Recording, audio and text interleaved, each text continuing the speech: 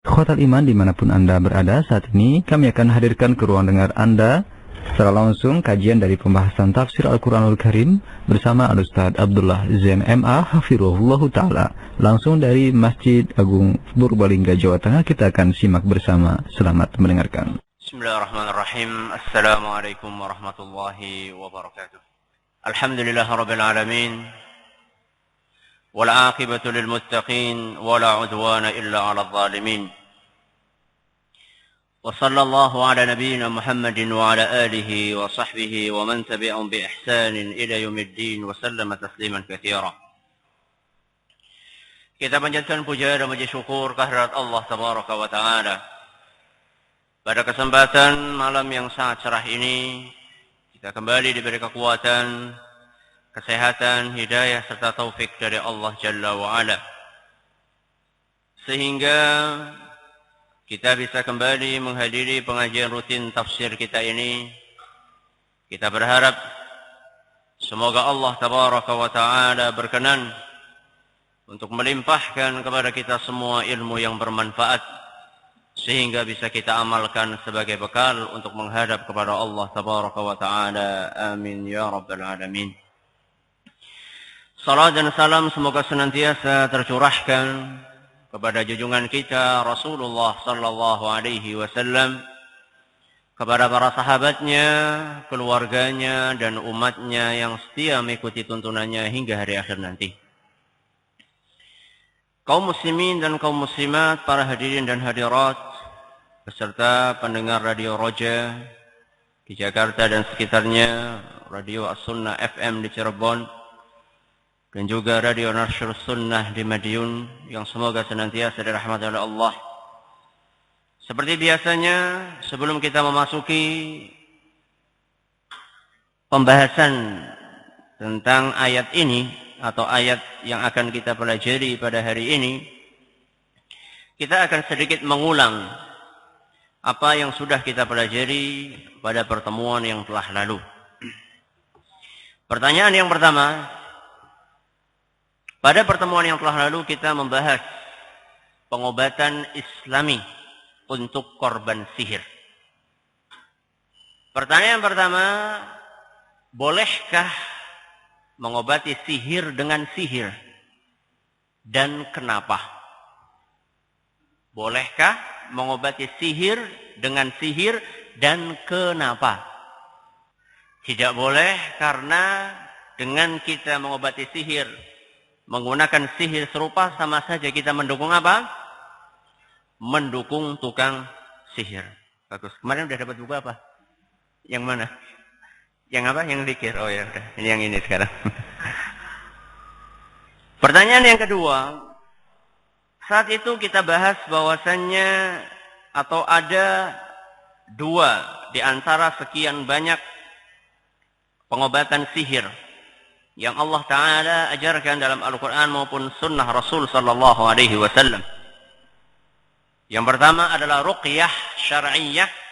Yang kedua adalah apa? Memusnahkan media sihir. Apa yang dimaksud dengan ruqyah syar'iyyah? Pembacaan ayat-ayat suci Al-Quran dan zikir-zikir yang diajarkan oleh beliau Sallallahu Alaihi Wasallam. Pembacaan ayat-ayat suci Al-Quran dan zikir-zikir yang diajarkan oleh Rasulullah Sallallahu Alaihi Wasallam. Pertanyaan yang ketiga, Al-Quran adalah obat. Apa dalilnya dari Al-Quran? Al-Quran adalah obat. Apa dalilnya dari Al-Quran? Surat apa, ayat berapa? Ya.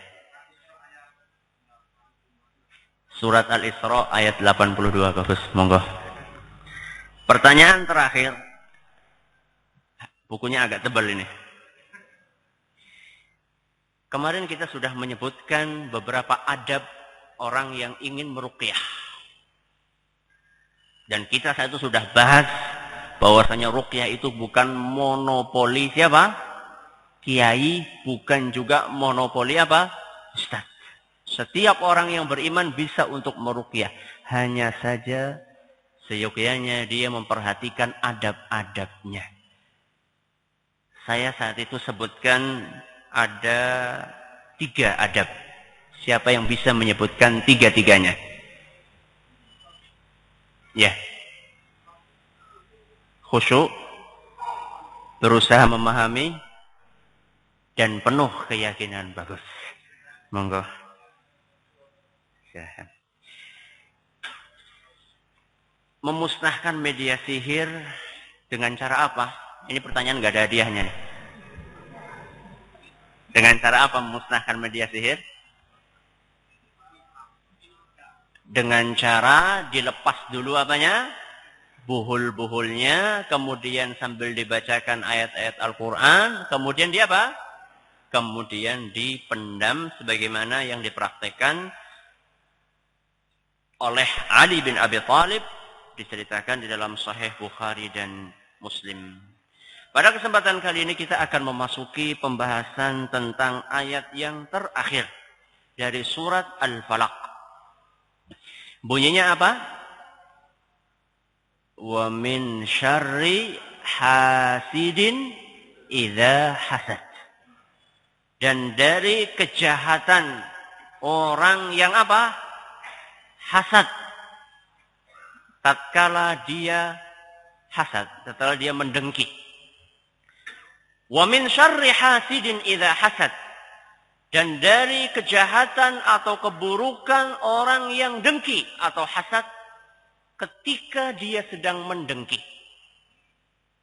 Ini adalah merupakan hal yang keempat yang kita diperintahkan oleh Allah Tabaraka wa Ta'ala untuk memohon perlindungan kepada Allah Jalla wa Ala dari keburukannya, yaitu hasad. Kenapa hasad atau pembahasan tentang hasad diletakkan langsung setelah pembahasan tentang sihir? Ayat yang keempat bicara masalah apa? Sihir. Ayat yang kelima bicara masalah apa? Hasad. Kenapa kok beriringan pembahasannya? Kenapa? Karena ada kaitannya. Apa kaitannya? Ada korelasi antara hasad dengan sihir.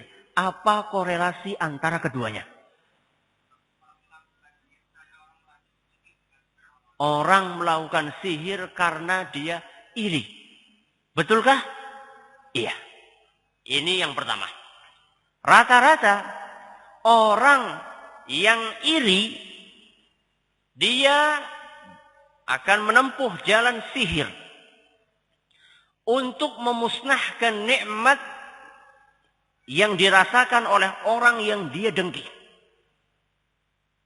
Dengan asumsi, dengan sihir tersebut, maka nikmat yang ada dalam diri orang yang dia dengki ini akan lenyap. Ini yang pertama. Ada korelasi yang kedua, yang disebutkan oleh para ulama, bahwasanya antara sihir dengan hasad ini mirip dari satu sisi. Siapa yang tahu kira-kira? Apa letak kemiripan antara hasad dengan sihir?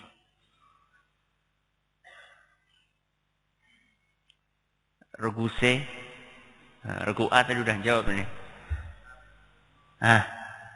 Apa kemiripan antara sihir dengan hasad? Sama-sama? Sama-sama dosa. Waduh, mudah sekali kalau kayak gitu. Kata para ulama, kemiripan antara sihir dengan hasad, kedua-duanya itu sama-sama menimbulkan bahaya dengan cara yang tersembunyi, nggak terlihat.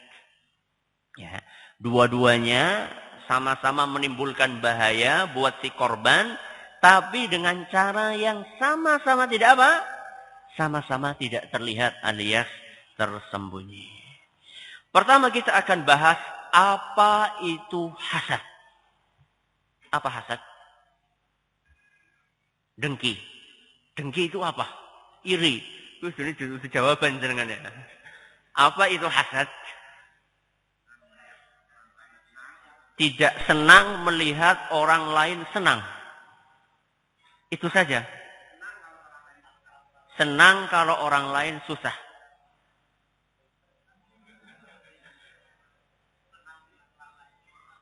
Senang melihat orang lain susah.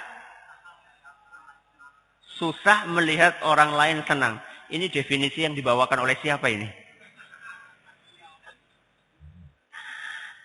Hasad, kata para ulama, adalah berharap lenyapnya kenikmatan yang dimiliki oleh orang lain.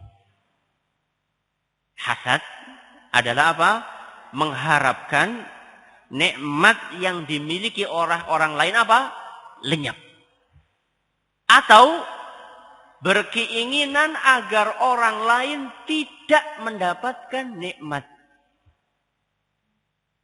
Kalau yang pertama, nikmatnya sudah ada dalam diri orang yang dia iri, supaya hilang. Kalau yang kedua, ini belum sampai ke orang itu. Misalnya melihat temannya itu cuantik misalnya. Ini sudah dapat nikmat. Nah, dia pengen agar apa? Agar temannya ini misalnya kecelakaan. Sehingga mukanya rusak, jadi tidak apa? Cantik. Nikmat itu hilang. Atau nikmat itu belum datang.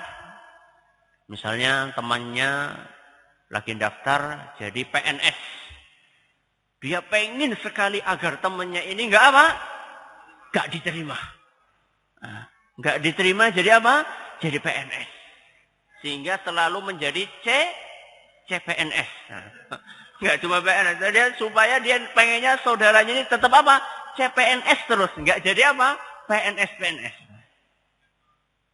Dan yang namanya kenikmatan ini bisa jadi bersifat duniawi, bisa jadi bersifat ukhrawi. Ya. Kalau sifatnya duniawi kayak tadi, misalnya cantik, kaya, pekerjaan, jabatan. Kalau yang bersifat ukhrawi, contohnya kayak apa? Pintar dalam ilmu agama. Ya. Iri melihat orang lain apa? Pintar dalam ilmu agama. Iri melihat orang lain rajin dalam beribadah. Sehingga dia ingin agar orang tersebut tidak lagi rajin ibadah. Dan hasad adalah merupakan sifat yang sangat tercela. Bahkan dikategorikan oleh para ulama merupakan dosa besar. Rasulullah SAW dalam satu hadis yang diriwayatkan oleh Imam Bukhari dan Muslim, beliau mewanti-wanti, la tahasadu. Janganlah kalian itu saling iri. Kata Imam Al-Qurtubi, dosa yang pertama kali dilakukan di langit dan dosa yang pertama kali dilakukan di muka bumi adalah dosa apa? Hasad. Dosa yang pertama kali dilakukan di langit dan dosa yang pertama kali dilakukan di bumi adalah hasad. Di langit siapa? Iblis. Kenapa iblis enggak mau sujud kepada siapa? Adam alaihissalam. Karena apa? Iri. Kenapa kok yang disuruh untuk sujud kok ana, bukan dia? Iri sama Adam alaihissalam. Akhirnya dia enggak mau apa? Sujud. Dan dosa yang pertama kali dilakukan di muka bumi adalah apa? Iri juga. Siapa? Qabil dan Habil. Kenapa Qabil membunuh Habil? Kenapa? Karena iri. Persembahan atau kurban yang dipersembahkan oleh Qabil tidak diterima, sedangkan persembahan yang dipersembahkan oleh Habil apa? Diterima. Iri dia. Sampai akhirnya dia tega untuk membunuh apa? Saudaranya sendiri. Hasad adalah merupakan sifat yang ada dalam tabiat dasar manusia. Hasad ada dalam tabiat dasar manusia. Berarti kita sebenarnya juga memiliki potensi untuk apa? Hasad. Kenapa kok manusia memiliki tabiat dasar bersifat hasad? Kenapa? Kenapa kira-kira? Karena selalu diganggu oleh iblis. Ada jawaban lain? Nafsu. Berarti nafsu itu nggak boleh. Kita sudah jelaskan dulu, nafsu ada yang boleh. Ya. Jawabannya, karena manusia itu memiliki karakter tidak suka kalau diungguli oleh apa? Sesamanya. Ya, makanya kalau misalnya di kantor sama-sama apa? Karirnya bareng-bareng, kok tahu-tahu temennya itu apa? Lebih cepat. Seneng nggak? Seneng nggak? Masa seneng? Masya Allah kalau seneng itu. Luar biasa itu. Atau dagang sekarang di pasar. Ya. Kalau dagang sama-sama dodolan lombok. Ya padahal. Siji laris, siji ora. Priwe seneng? Hah? Seneng nggak? Manusia itu bertabiat dasar. Nggak suka kalau diungguli oleh orang lain. Makanya dia akan berusaha agar keunggulan orang lain itu hilang, sehingga orang lain itu di bawah dia, atau minimal sejajar dengan dia. Hanya saja, manusia itu sangat beragam dalam menyikapi sifat hasad. Kata para ulama, ada 3 kelompok. 3 jenis manusia dalam menyikapi perasaan hasad di dalam dirinya. Kelompok yang pertama adalah orang-orang yang berusaha untuk melenyapkan kenikmatan yang ada dalam diri saudaranya. Ketika melihat saudaranya dagangannya lebih laris, dia berusaha bagaimana caranya supaya nikmat yang sedang dirasakan oleh saudaranya ini hilang. Dengan cara apa? Dengan cara melancarkan perkataan atau perbuatan jahat. Perkataan jahat misalnya apa? Fitnah. Ya, dengan menyebarkan pada orang-orang. Kayak tuli anu dagangannya laris, anu sebabnya nganggo apa? Nah, padahal sebenarnya enggak. Padahal sebenarnya apa? Enggak. Atau misalnya kita yang lihat teman kita naik karir ya. Kemudian kita menyebarkan isu negatif. Si anu kayak tuli karirnya cepat karena dia itu pakai apa? Pakai duit. Nah, padahal sebenarnya tidak.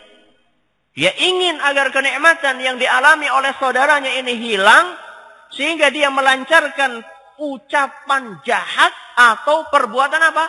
Jahat. Perbuatan jahat caranya pergi ke mana? Ke dukun misalnya. Agar orang yang dia iri atau dia dengki itu nikmatnya hilang. Dan manusia jenis pertama ini bisa lagi dibagi menjadi 2. Orang jenis pertama adalah orang yang berusaha untuk memindahkan nikmat itu dari orang lain ke dalam dirinya. Misalnya ada posisi di suatu departemen misalnya.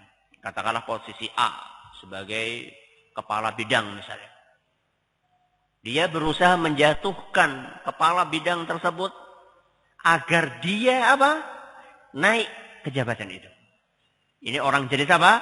Pertama, pengen agar kenikmatan yang sedang dialami atau dinikmati oleh saudaranya berpindah kepada dia. Ini jenis pertama. Jenis yang kedua, enggak. Dia itu targetnya cuma ingin apa? Orang tersebut jatuh dari jabatannya. Itu tok. Enggak ada keinginan agar kenikmatan itu berpindah ke dalam dirinya. Lebih jahat yang mana? Dua-duanya jahat. Cuma lebih jahat yang mana? Yang pertama apa yang kedua? Yang kedua apa yang pertama? Yang pertama kenapa kok yang pertama lebih jahat?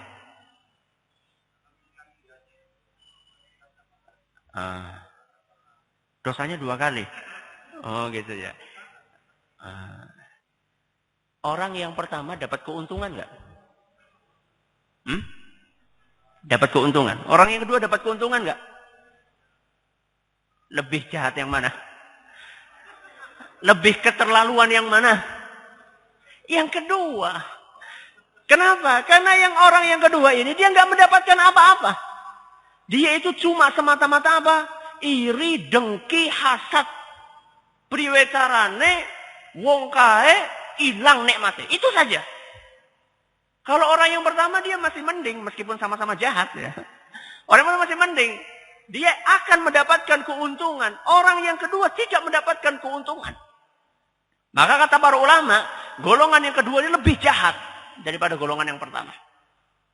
Ini jenis pertama. Jenis yang kedua, dalam menyikapi hasad, ada sekelompok orang yang ketika hasad, dia tidak menindaklanjuti hasad itu dengan kejahatan. Tapi dia berusaha untuk memendamnya di dalam apa? Hati. Jadi nggak pernah dia itu mewujudkan rasa hasadnya itu dengan perbuatan nyata, nggak pernah. Nggak memfitnah, nggak pergi ke dukun. Pokoknya hanya sekedar apa? Disimpan di mana? Di hati. Ini yang keberapa? Yang kedua. Yang ketiga. Orang yang ketiga adalah orang yang ketika muncul rasa hasad di dalam dirinya, dia berusaha untuk menghilangkannya. Caranya bagaimana? Caranya dengan berbuat baik kepada orang yang dia iri. Berbuat baik kepada orang yang dia dengki. Bisa orang? Iri sama orang, benci sama orang, ngobatinnya kepriwe? Berusaha untuk berbuat baik kepada orang tersebut. Dan orang yang seperti ini adalah orang yang imannya paling tinggi di antara orang-orang yang tadi disebutkan. Bukan hanya berbuat baik, bahkan mendoakan. Ya. Mendoakan, ya Allah, semoga Pak Anu jabatannya tetap langgeng. Semoga tanggaku sing dodolan lombok pada lagi untungnya tetap apa? Tetap akeh. Itu golongan yang keberapa? Yang ketiga. Kemudian Allah Subhanahu wa taala berfirman, min syarri hasidin, dari keburukan atau kejahatan orang yang hasad. Di dalam ayat ini, hasad itu disifati buruk dan pelakunya dikatakan jahat. Apa iya hasad itu buruk? Nah, benar nggak hasad buruk? Buruk nggak? Buruk. Kenapa buruk? Karena? Loh iya, hasad itu buruk. Tapi kenapa kok hasad itu buruk?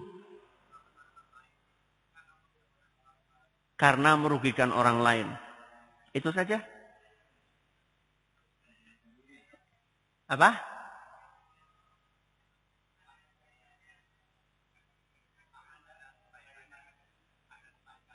Ada kebaikannya.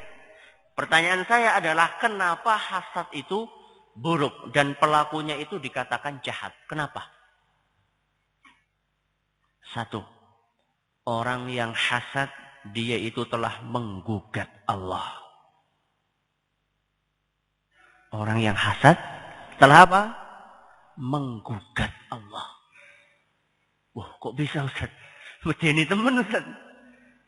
Kenapa orang yang hasad? Konsekuensinya dia menggugat takdir Allah. Karena orang yang hasad seakan dia telah protes kepada Allah Subhanahu wa ta'ala. Protes apa? Kenapa kok si fulan dapat apa? Nikmat, dan saya apa?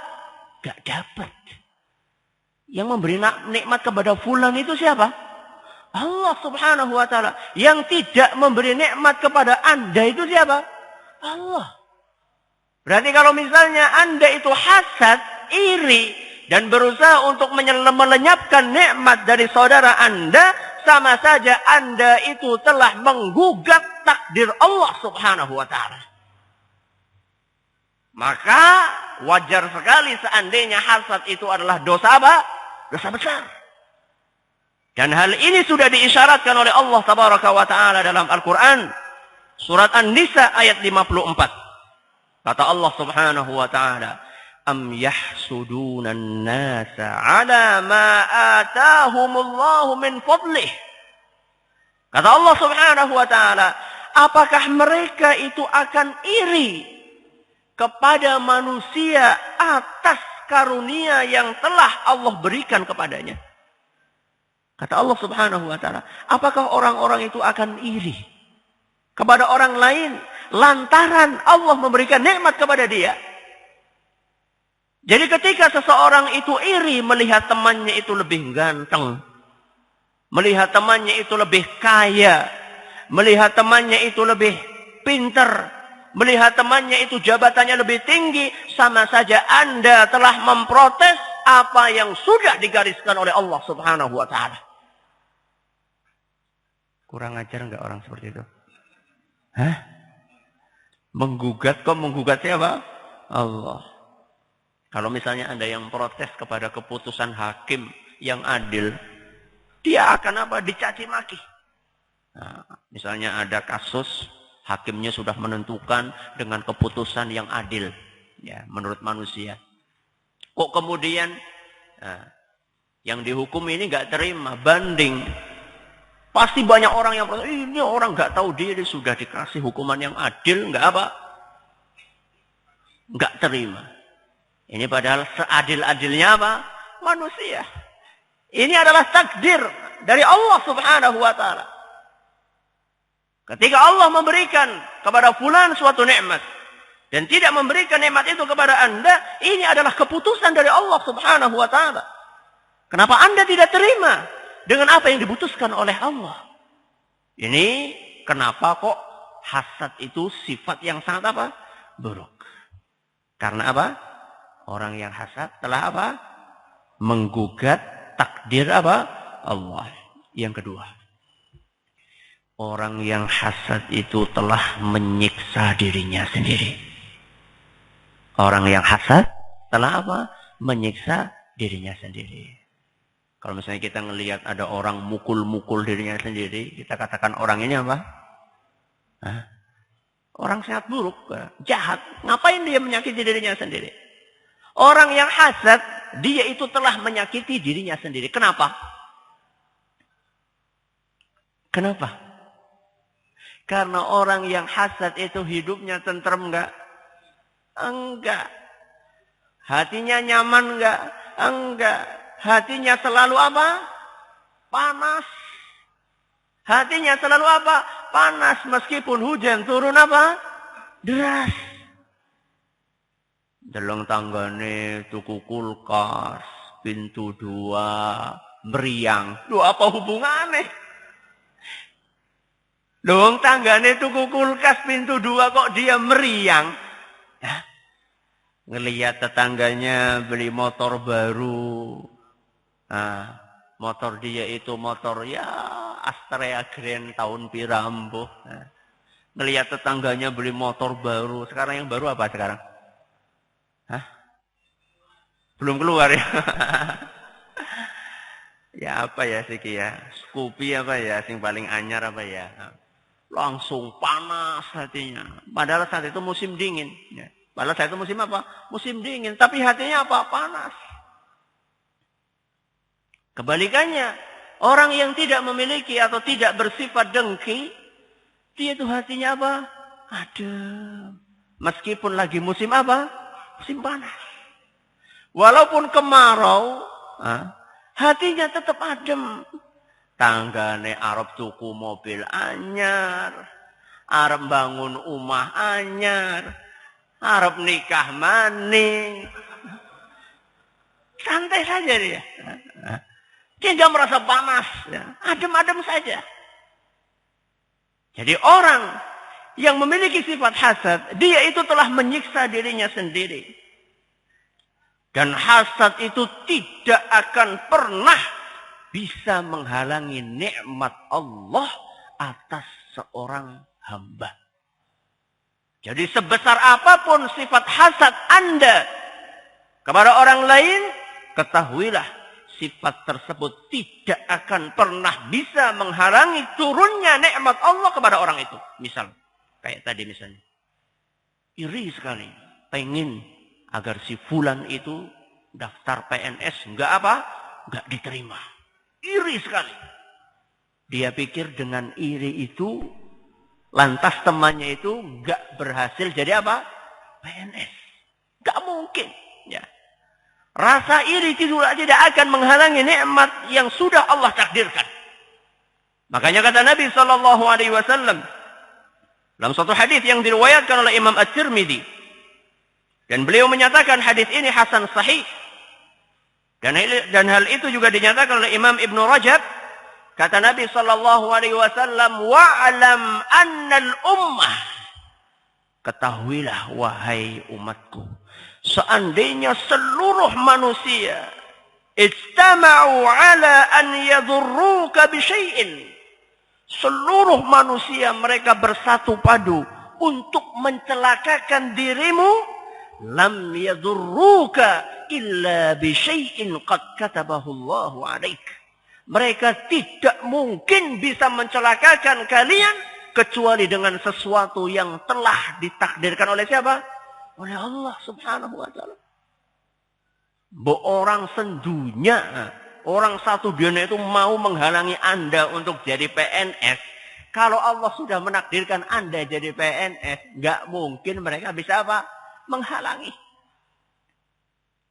Orang berusaha menghalangi supaya anak jenengan itu nggak lulus UMPTN. Nah, karena saking irinya berusaha nembus ke sana, nembus ke sini, ke dosen, ke rektor. Kemudian ke dekan agar si fulan, anaknya fulan ini nggak lulus UMPTN sampai nembus ke direktorat, ke dirjen dan sebagainya. Kalau Allah sudah menakdirkan orang tersebut lulus, dia pasti akan lulus. Orang yang iri itu hanya menyiksa dirinya sendiri. Yang ketiga, iri itu buruk karena orang yang hasad sejatinya dia sedang berusaha mengeluarkan iman dari hatinya. Orang yang iri, orang yang hasad sejatinya dia sedang berusaha mengeluarkan iman dari hatinya. Ini jahat enggak ini? Orang pengen iman masuk, ini malah dikeluarkan. Kok bisa? Kata Nabi SAW dalam satu hadis yang diriwayatkan oleh Imam An-Nasai, dan hadis ini dinilai sahih oleh Imam Ibn Hibban dan Syekh Al-Albani. Kata Nabi SAW, la yajtami'ani fi qalbi 'abdin. Dua hal tidak akan bertemu di dalam hati seorang hamba. Ada berapa? Dua hal tidak akan bertemu dalam hati seorang hamba. Al-iman wal hasad. Iman dan hasad. Nggak akan nggak akan ketemu. Jadi kalau iman masuk, hasad keluar. Kalau hasad masuk, iman keluar. Orang gelem Orang gelem ketemu. Aduh Ustaz, berarti iman kita ini masih gimana Ustaz? Ya iya pancen. Ya. Jadi jangan dipikir kalau orang itu sudah sholat, sudah puasa, wis ngaji, imannya terus jadi kayak Abu Bakar. Oh masih jauh. Ya. Kita masih perlu untuk membersihkan hati-hati kita dari penyakit hasad, penyakit iri, penyakit dengki, penyakit takabur. Yang namanya iman itu bukan hanya amaliyah, ibadah yang sifatnya amaliyah, lahiriah, yang kelihatan, enggak. Yang lebih berat dari itu adalah bagaimana kita membersihkan hati kita dari penyakit-penyakit tersebut. Jadi kalau misalnya kita memasukkan hasad ke dalam hati kita, berarti kita sedang mengusir iman dari dalam hati kita. Dan kalau kita ingin iman itu masuk ke dalam hati kita, buang sifat hasad dari dalam hati kita. Hasad ada yang diperbolehkan. Hasad ada yang diperbolehkan. Wah, diulangan kangen di maning iki. Kawit mau jadi hasad elek, kok siki malah hasad apa? Oli. Ada yang tahu hasad yang diperbolehkan tuh hasad yang kayak gimana? Hasad dalam kebaikan, maksudnya gimana? Iri pengen apa? Pinter ngaji gitu. Ada jawaban lain? Nggih.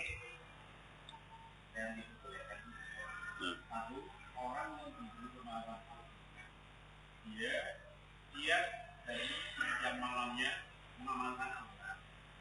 Kemudian yang kedua, Allah memberikan dua amal atau harta. Kemudian orang yang bersangkutan itu senantiasa mengamalkan harta yang diberikan Allah kepada dirinya. Bagus sekali. Ini hadiahnya seharusnya 100 ini. Cuman hadiahnya habis nih. Minggu depan insya Allah. Bagus sekali. Hasad yang diperbolehkan adalah berharap iri kepada kenikmatan yang dimiliki oleh orang lain dan berharap agar dia memiliki kenikmatan yang serupa. Tanpa harus nikmat itu lenyap dari apa? Orang lain. Itu hasad yang diperbolehkan. Kalau hasad yang nggak boleh tadi apa? Berharap nikmat itu apa? Hilang. Kalau ini enggak. Ngelihat orang suaranya bagus baca Quran. Iri. Pengen suaranya bagus kayak apa? Dia. Tapi juga enggak berusaha agar suara dia itu apa? Rusak. Enggak. Cuma berharap agar dia itu mendapat kenikmatan seperti kenikmatan yang dimiliki oleh orang tersebut tanpa ada keinginan kenikmatan itu hilang atau lenyap dari orang yang dia hasadi tadi. Dan kenikmatan itu seandainya bersifat duniawi, ya lihat orang kaya, pengen kaya seperti orang tersebut. Ini kan sifatnya duniawi. Tanpa ada keinginan kekayaan itu hilang dari orang itu. Ini mubah-mubah saja. Nah, mubah saja. Ini boleh-boleh saja. Cuman jangan sampai menimbulkan sifat tamak. Seandainya kenikmatan itu sifatnya ukhrawi. Ngelihat orang rajin sodakoh. Wah, aku pengen banget kayak rajin apa? Sodakoh. Nah, ini sangat terpuji. Kata Nabi SAW. Dalam suatu hadis yang diriwayatkan oleh Imam Bukhari dan Muslim, la hasada illa fitnain. Tidak boleh hasad kecuali kepada 2 orang. Kepada berapa orang? 2 orang. Yang pertama kata Nabi SAW, rajulun atahu Allahul Qur'an wa huwa yaqumu bihi ana al-laili wa ana an-nahar. Orang yang pertama kata Nabi SAW adalah hasad kepada seseorang yang pintar membaca Al-Quran. Hafal banyak ayat dari Al-Quran. Kemudian orang tersebut senantiasa membaca Quran yang dia hafal siang dan malam di dalam sholatnya. Orakul apal Quran tok. Orakul juara apa? MTQ tok tapi ratau sholat. Rajaji. Yang dimaksud dalam sini adalah kita melihat orang rajin baca Quran dan kesehariannya sesuai dengan apa yang dia baca. Punya hafalan Quran, suaranya bagus dan senantiasa dia gunakan untuk sholat siang dan apa? Malam. Kita boleh hasad kepada orang tersebut. Hasad maksudnya apa? Pengen jadi kayak apa? Wong kaya. Ini yang pertama. Yang kedua kata Nabi SAW, wa rajulun atahu Allahu malan fahuwa yunfiquhu ana al-laili wa ana an-nahar. Orang yang kedua kata Nabi SAW adalah seseorang yang mendapatkan karunia harta dari Allah Subhanahu wa taala, kemudian dia itu selalu menginfakkan harta tersebut siang dan apa? Malam. Ini boleh, jenengan hasad kepada orang ini boleh. Jadi hasad kepada orang yang apa? Yang kaya, tapi apa? Rajin infak. Maksudnya apa? Pengen seperti apa? Orang itu, orang pengen sugih etok. Orang pengen sugih etok. Pengen sugih, terus apa? kemudian rajin berinfak seperti orang tersebut. Hasad jenis ini diistilahkan oleh para ulama dengan ghib. Ada yang tahu? Dengan ghibtah. Hasad yang diperbolehkan istilahnya apa? Ghibtah. Sampai di sini pengajian kita kali ini. Masih ada sekitar 4 menit. Monggo, siapa yang mau bertanya?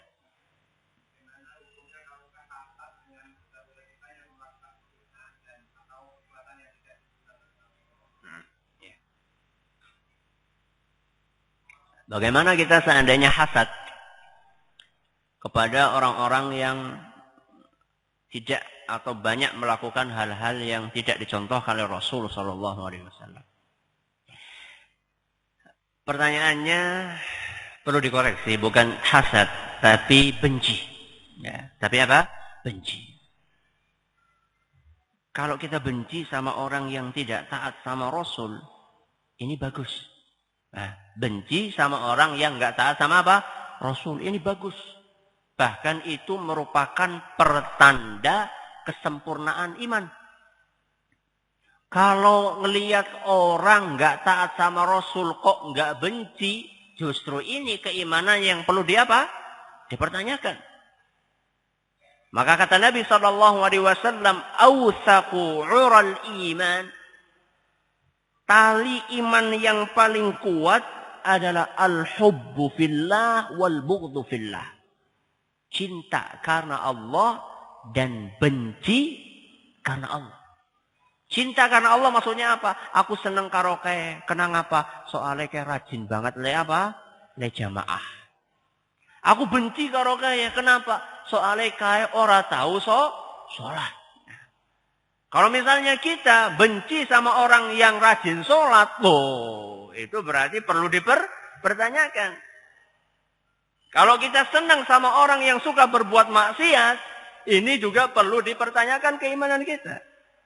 Jadi benci kepada orang yang tidak taat sama Rasul, ini adalah pertanda kesempurnaan apa? Iman. Ya, pertanda kesempurnaan iman. Cuman kebencian itu harus sesuai dengan porsi. Ya, tidak boleh melebihi porsinya. Jadi orang yang ketidaktaatan dia kepada Rasul sekian, ya kita kebenciannya sekian. Makanya membenci pelaku bid'ah sama membenci orang kafir itu berbeda. Kalau orang kafir itu dibenci secara mutlak. Kalau ahlul bid'ah dari kalangan kaum muslimin, nah, ini tidak dibenci secara mutlak. Karena dia masih memiliki keimanan. Begitu pula pelaku maksiat. Misalnya ada orang Islam tapi dia itu suka berzina, suka mencuri. Tapi dia masih sholat, masih puasa. Orang ini harus kita benci tapi sesuai dengan porsi kemaksiatan yang dia kerjakan. Tidak dibenci secara mutlak seperti dibencinya orang kafir. Ya. Karena dia masih memiliki apa? Keimanan yang menuntut kita untuk tetap mencintai dia sesuai dengan porsi keimanan yang dia miliki. Ada lagi silahkan. Monggo. Ya. Bagaimana kita menyikapi orang yang hasad kepada kita? Ini kita akan bahas besok. Ya, kita akan bahas besok ketika kita membahas min syarri hasidin idza hasad. Ketika kita membahas kalimat apa? Idza hasad insyaallah. Tadi kayak di belakang ada yang mau tanya apa? Ya, monggo.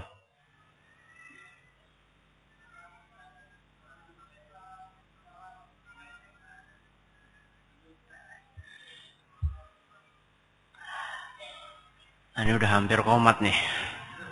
Ini pembahasan masalah kiblat ini nggak bisa dijelaskan dalam 1 menit, 2 menit ya. Saya khawatir nanti menimbulkan apa? Menimbulkan kesalahpahaman ya. Jadi nggak bisa. Kalau waktunya sempit kayak gini saya nggak bisa.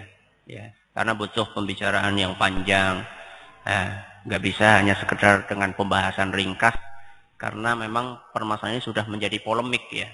Jadi nggak cukup hanya dengan 1-2 menit. Monggo, masih ada 1 menit ya.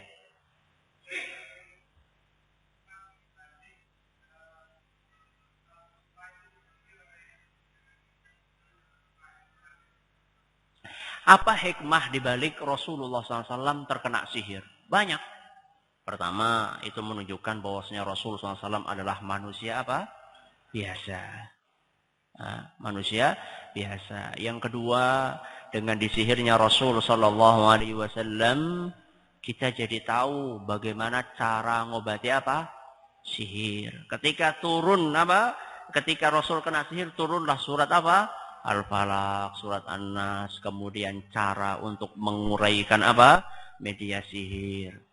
Ya, itu diantara sekian banyak hikmah yang dijelaskan oleh para ulama di balik disihirnya Nabi Shallallahu Alaihi Wasallam. Namun sihir atau tersihirnya Nabi SAW sama sekali tidak mempengaruhi kelancaran wahyu yang beliau sampaikan dari Allah Subhanahu Wa Taala. Ya, ini yang perlu kita ketahui. Karena ada sebagian orang yang mengingkari, gak mungkin Nabi SAW tersihir, gimana? Padahal hadisnya sahih, ya. Hadisnya sangat sahih dan para ulama itu sepakat menyatakan bahwasanya hadisnya apa? Sahih. Bahkan dalam Bukhari, Muslim dan banyak hadis. Maka Nabi SAW tersihir dan memang kejadiannya itu betul dan ada beberapa hikmah di antaranya yang tadi sudah saya sampaikan. Saya kira cukup sampai di sini. Wallahu ta'ala a'la wa alam. Atas segala perhatiannya kami ucapkan terima kasih. Atas segala kekurangan kami mohon maaf yang sebesar-besarnya. Subhanakallahumma rabbana wa bihamdika asyhadu an la ilaha illa anta astaghfiruka wa atubu ilaik. Assalamualaikum warahmatullahi wabarakatuh. Waalaikumsalam warahmatullahi wabarakatuh. Terima kasih pada Al-Ustaz, jazakallahu khairan. Semoga Allah Subhanahu wa Ta'ala memberikan keberkahan dan penjagaan untuk Ustaz beserta keluarga. Demikian saudaraku seiman, kajian ilmiah kita dari pembahasan tafsir Al-Quranul Karim surat Al-Falaq bersama Ustaz Abdullah Zain MA yang kami siarkan secara langsung dari Masjid Agung Purbalingga, Jawa Tengah. Semoga bermanfaat dan khotul iman. Ikuti kelanjutan dari pembahasan tafsir ini di setiap Rabu ba'da maghrib. Terima kasih kebersamaan Anda. Jazakumullahu khairan.